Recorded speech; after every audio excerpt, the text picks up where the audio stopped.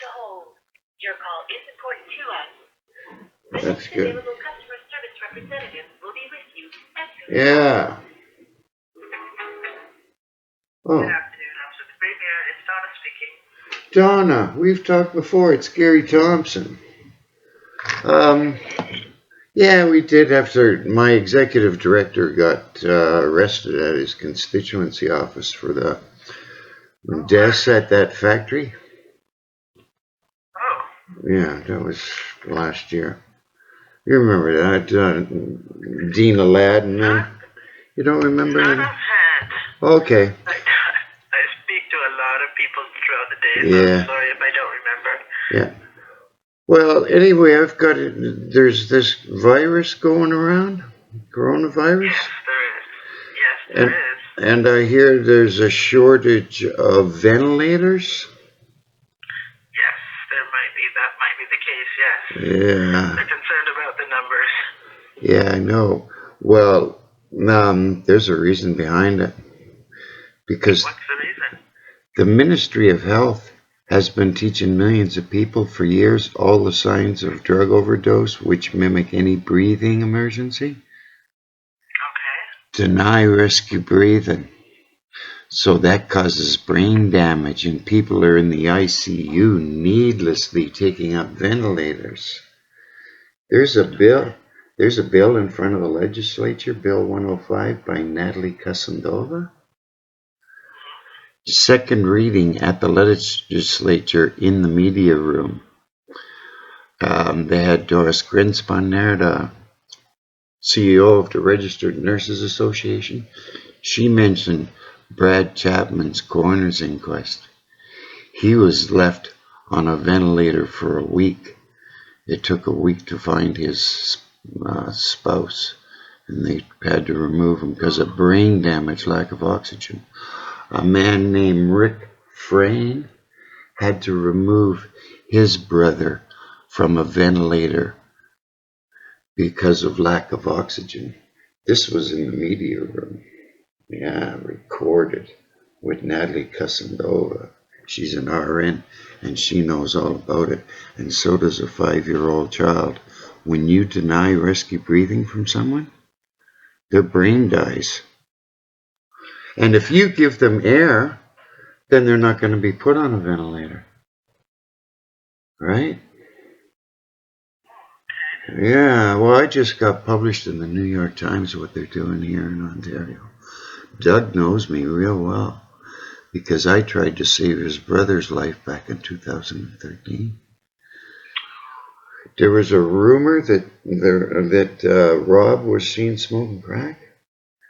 So I went to Toronto Public Health and said, I guess this live human study can't end till somebody kills the mayor if he smokes too much, drinks too much, has a diabetic coma, a stroke, or chokes on the extra gravy.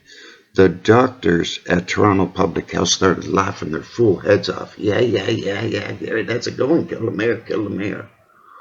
I went over and talked to Rob about it. Rob's response was crazy too. He says, Toronto Public Health is not in my jurisdiction. I shook my head. I says, do I have to go to Montreal or Windsor to save your life? The next time I ran into Rob at City Hall was with Joe Mahevitt, past chair of the Board of Health. He says, see that guy? That's Gary Thompson. He's trying to save your life. Rob walks by me and growls at me. It sounds crazy. It's right up on the Ministry of Health's website. When my brother-in-law, the second reading of the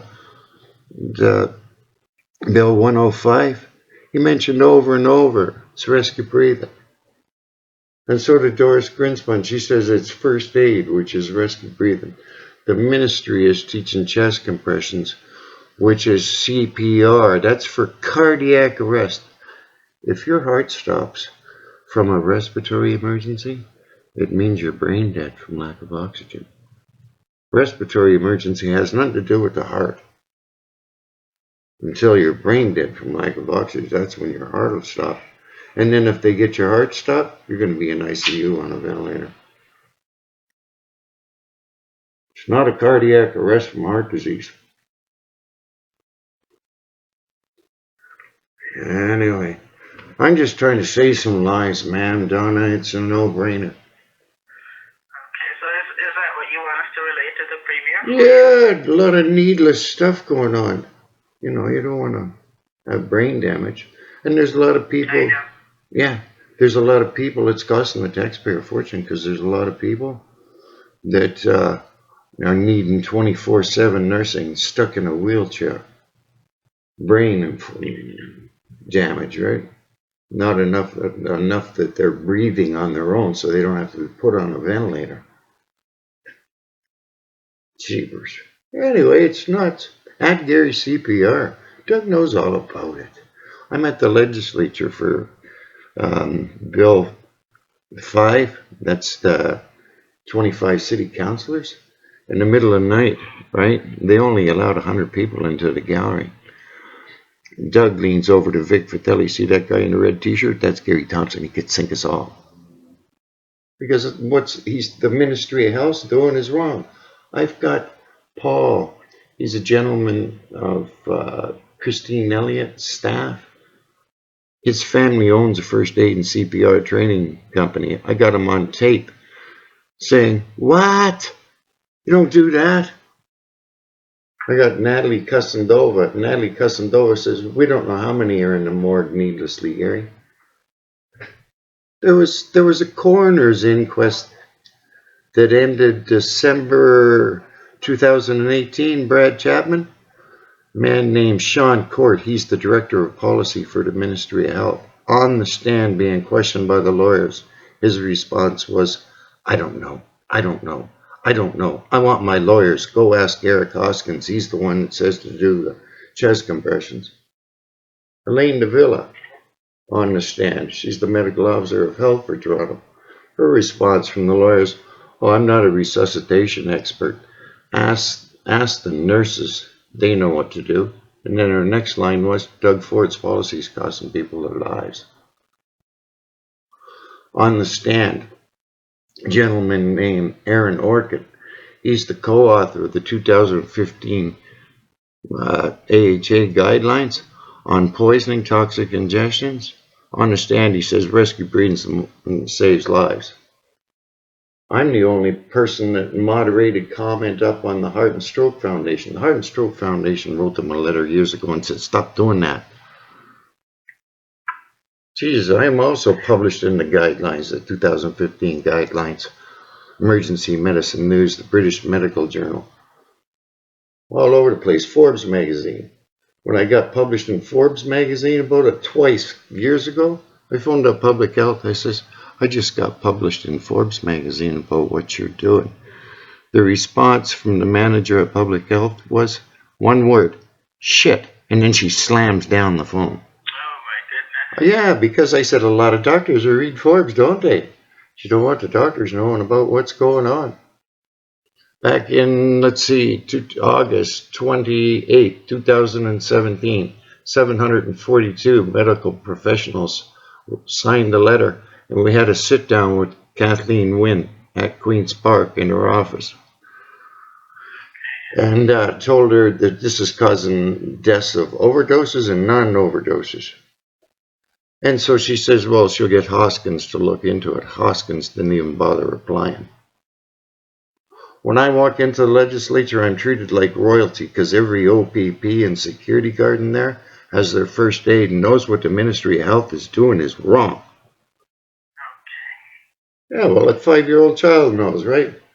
If you're unconscious, comatose, labored, shallow breathing, blue-colored skin, making gurgling noise, you're alive. You better give him some air ASAP. The ministry's instructions is give him naloxone, give him rescue breathing or chest compressions. Never, ever, ever. Rescue breathing first stabilize the person's blood chemistry and heart rate. It might not be a drug overdose. You don't give naloxone to someone right away because they've got a racing heart to begin with from oxygen deprivation, and naloxone can cause an increase of tachycardia. God, you got these safer consumption sites, and it's nothing but oxygen. Okay, well, I can bring that to the Premier's attention, Yeah. but I do have to get going. You do. You do that, yeah. I'm just, yeah. Save a lot of money and some lives, COVID virus, right? Have a good one, Donna. You have a great day. Thanks, you too. Take Bye-bye. care. Dog food.